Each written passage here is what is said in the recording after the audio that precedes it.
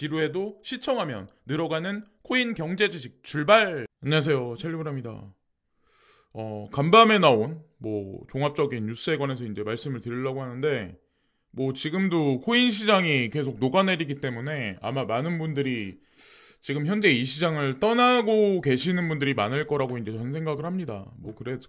그거는 각자의 선택이기 때문에 뭐라고 할 수 없다라고 이제 저는 생각을 하고, 되게 이런 상황에서 되게 아이러니한 어떤 그 데이터가 나왔는데, 여기 보면은 비트코인 100개 이상 가진 주소는 어느 순간부터 지속적으로 상승하고 있다라는 그런 얘기가 나왔어요. 이 얘기는 뭐냐면, 큰 손은 매집 중이고 조막손들은 떠난다는 얘기죠. 하여튼 요 데이터가 이제 그거를 얘기해준다라고 생각을 하고, 여기 보면 코인데스크에 제일 일면에 제일 중앙에 바이낸스 US가 보이저 자산을 1.01 빌리언으로 구매하기로 합의를 했다.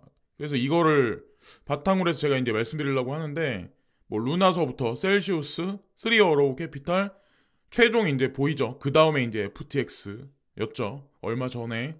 근데 보이저 거래소를 이제 인수하겠다라고 처음에 이제 바이낸스에서 제안을 했었어요.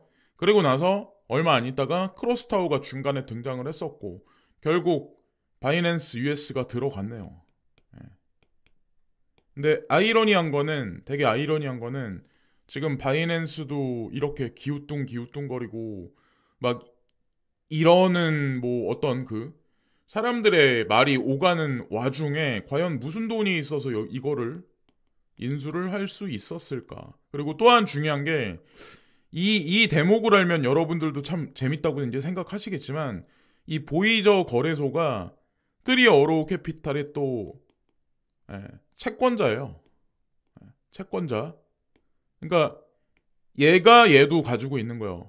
그러니까 바이낸스 US가 이거를 인수합병했었을 때는 의미가 다 있는 거죠. 아무 생각 없이 그랬다고 이제 전 생각을 안 합니다. 자, 전문가들이니까. 그리고 SEC가 현물 비트코인 ETF를 거부하면 그레이스케일은 투자자 자본에 반한 부분을 탐색할 것입니다. 그래서 투자하신 분들한테 다시 자금 지원해줄 거야. ETF가 만약에 거부된다면 이런 얘기를 했대요. 그래서 이게 당장 긍정이다라고 이제 볼 수는 없지만, 어쨌건 본인들이 생각하고 있는 로드맵과 시기는 2023년 어느 순간에 있다는 거를 우회적으로 보여준다라고 이제 저는 생각을 했거든요. 이 뉴스를 보면서.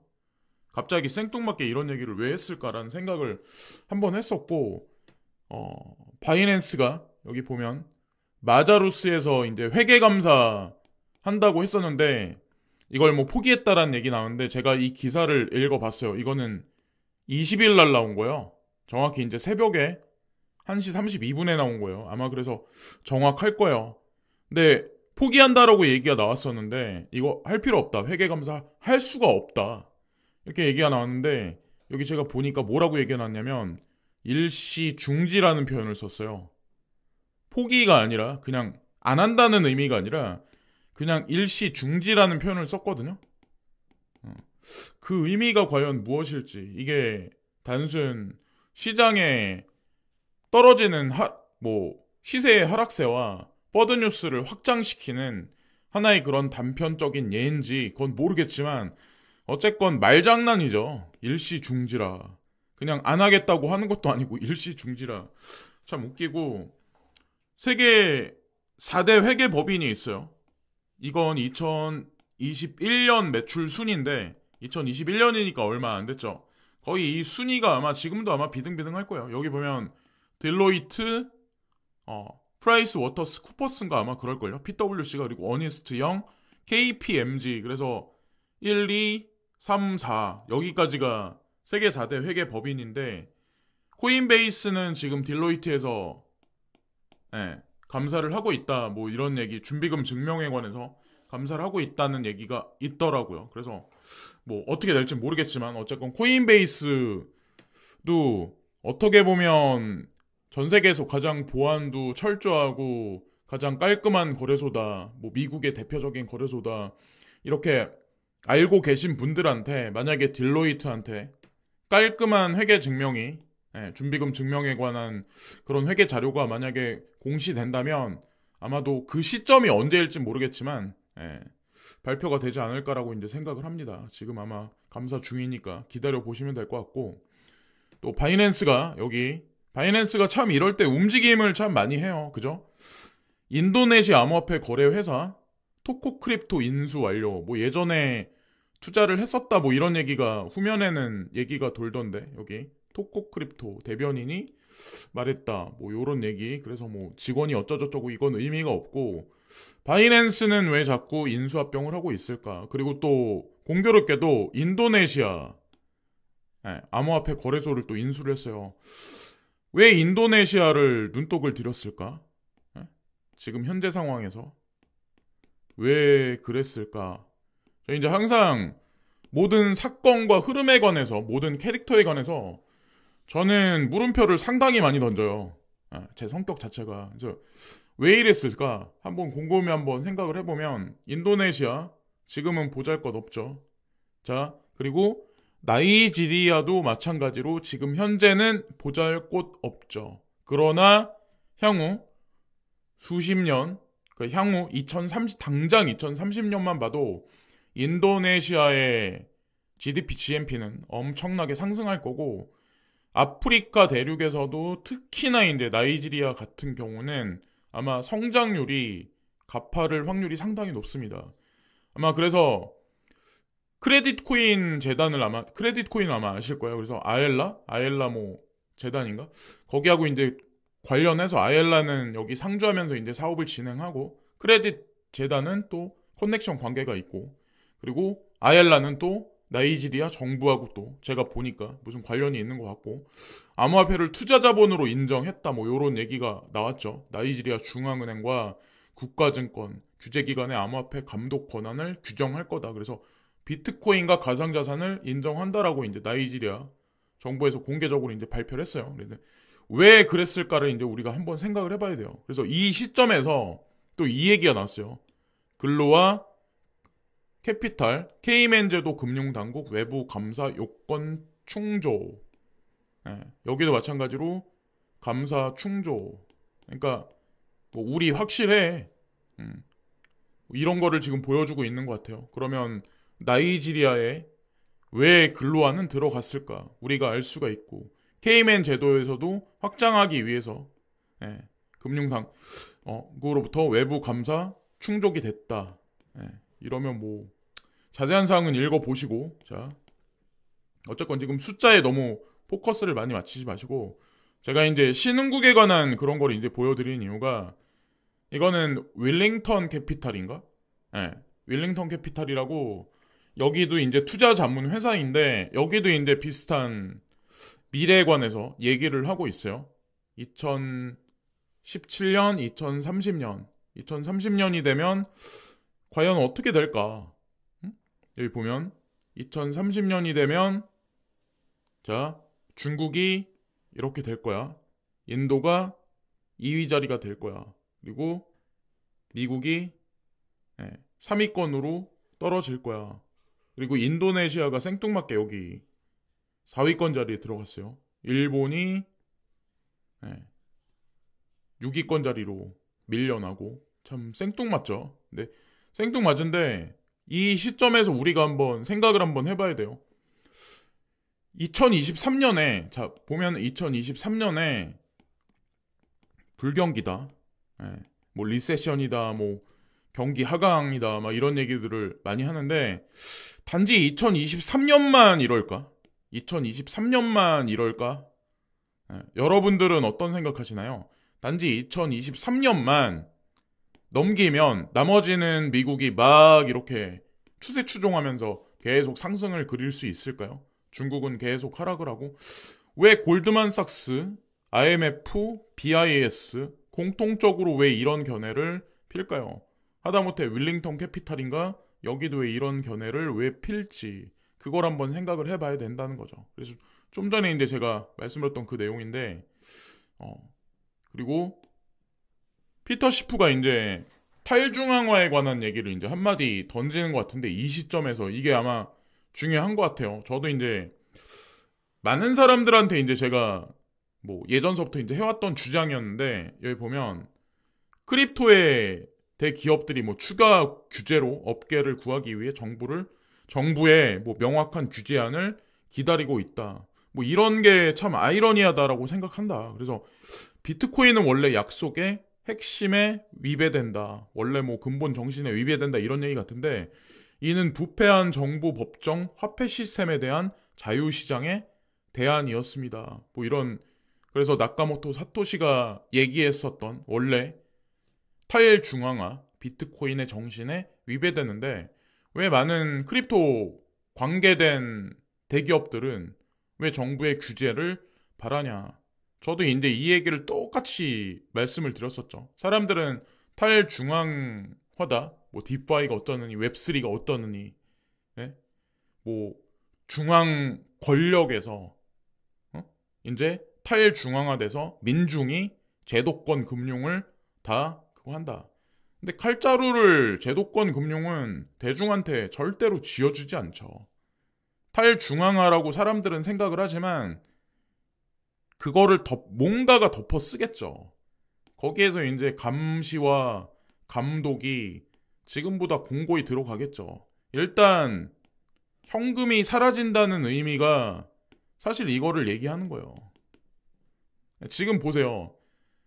명확한 규제안과 관리가 안 돼 있으니까 지금 이런 시장이 형성이 됐잖아요. 만약에 제도권 수용이 된다? 증권 시장에 들어간다? 자, 그러면 향후엔 또 어떻게 될까요? 그래서 어저께도 아마 비슷한 말씀을 드렸는데 전 세계는 어떻게 보면 1원 하나 송금 받고 송금 주고 서로 이런 거에 관해서 관리 감독, 감시 이런 게 더 철저해진다라고 이제 제가 말씀드렸던 이유가 하다못해 우리 국내 기사인데 1년치 생활비 이체 받은 돈으로 주식 투자했다가 날벼락, 방심했다간 증여세 폭탄 뭐 여기 이런 내용이 나와 있어요. 10년간 6억 넘으면 뭐 증여세 내야. 이거는 주식에 투자 안 했어도 규칙적으로 누군가한테 돈을 보냈으면 이렇게 한대요. 자, 이 기사가 의미하는 바가 무엇을 뜻하는지.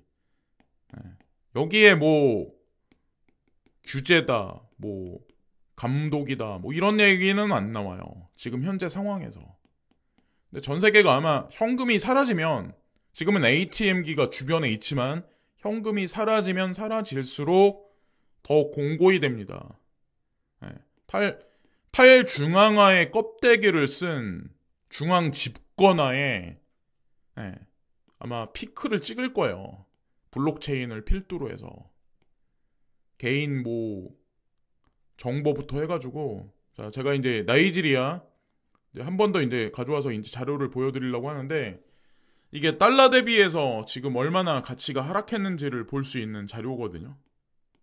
달러 대비해서 가치가 오히려 하락을 한 거죠. 이게 무슨 의미냐면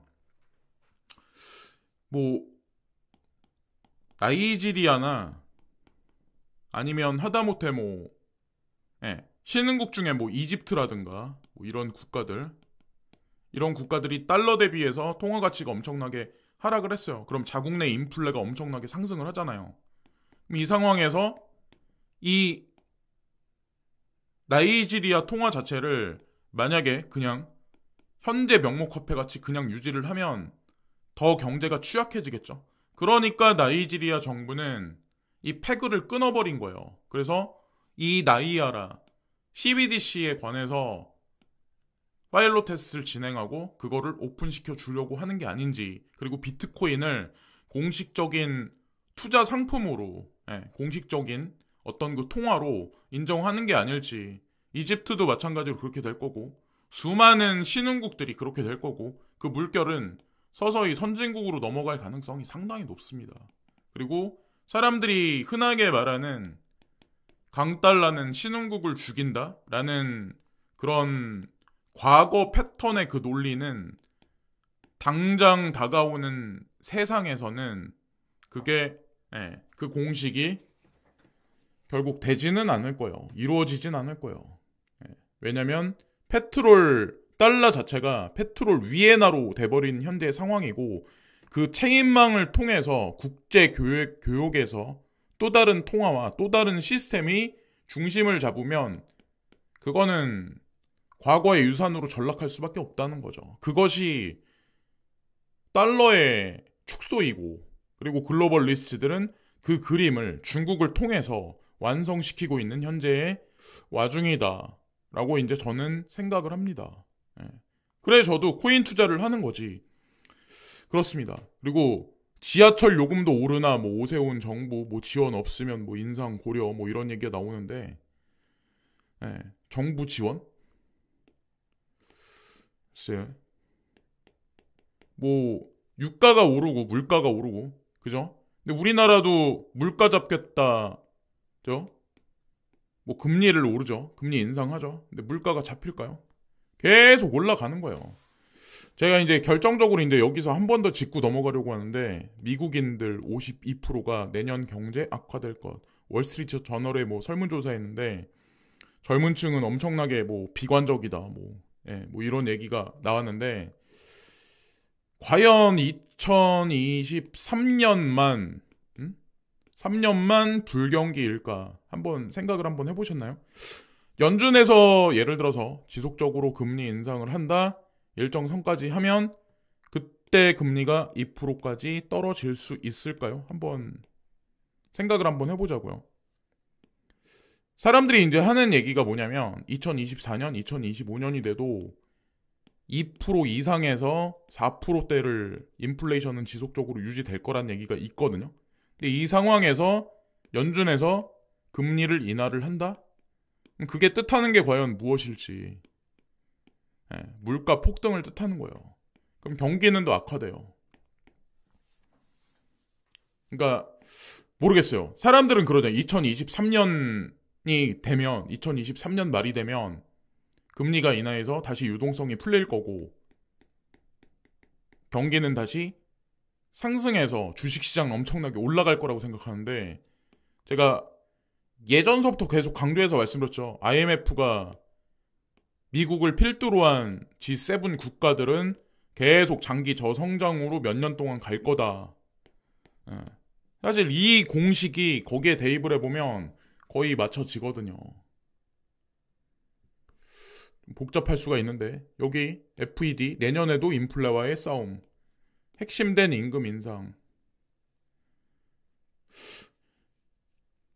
금리를 올린다? 그러면 임금이 내려가나요?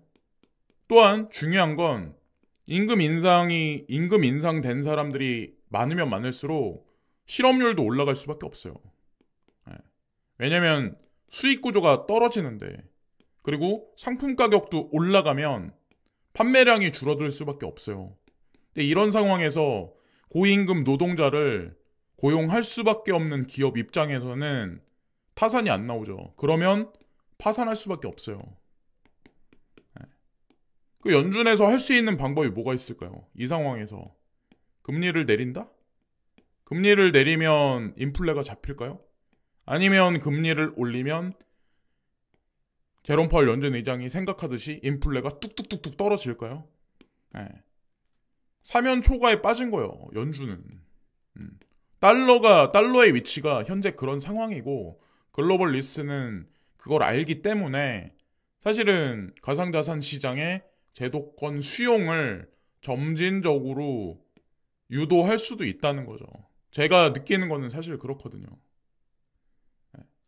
그래서 여기까지 말씀드리면서 오늘 방송도 마치겠습니다. 오늘 하루도 좋은 하루들 되시고 구독과 좋아요 부탁드립니다. 오늘도 좋은 하루 되세요. 감사합니다.